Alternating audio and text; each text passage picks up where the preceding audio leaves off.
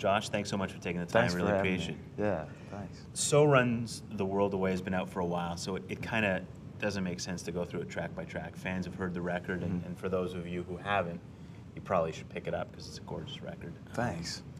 So I wanted to talk to you more in general about songwriting and where you draw your inspiration from. Is that something that you do all the time? Is it something that you're always consciously thinking about?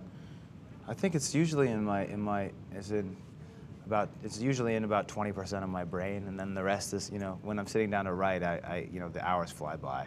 But really, I think most of the time when I'm not writing, I feel like I'm collecting ideas, Yeah. That kind of feeling, like you're just sort of plucking things from here and there, and I think about it like you're kind of collecting jigsaw puzzle pieces from wherever you go, and then you take them home to your kitchen table and put it together, That's Your jigsaw puzzles must have a lot of pieces because the words, I mean, it's incredible that all those words can come out in the songs that you write.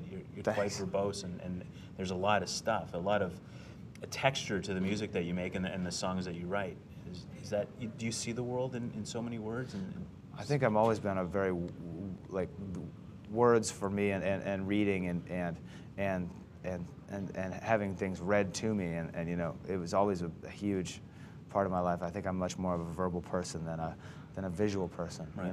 But I feel like that's the way I can best describe myself is to write it down and make it rhyme and then memorize it for the times that you need it.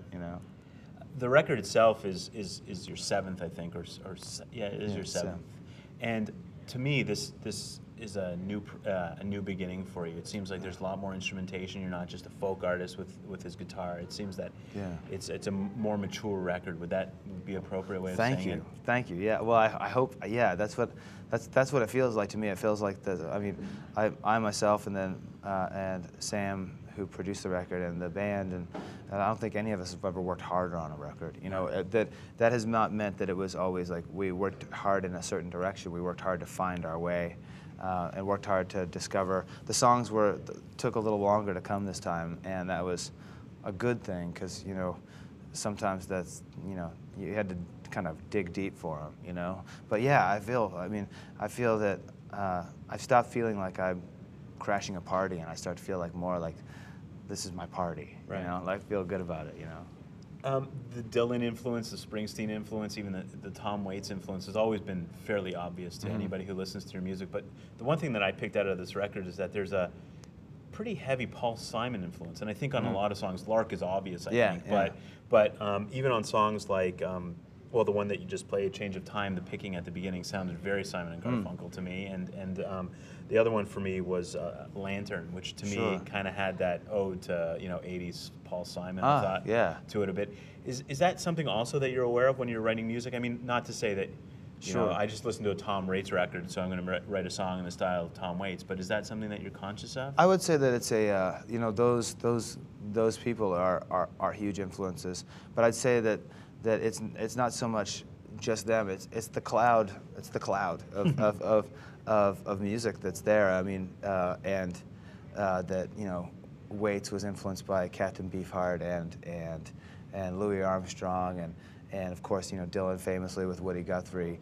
Paul Simon by the Everly Brothers, and they in turn were influenced by people before them, and that is just a natural thing that.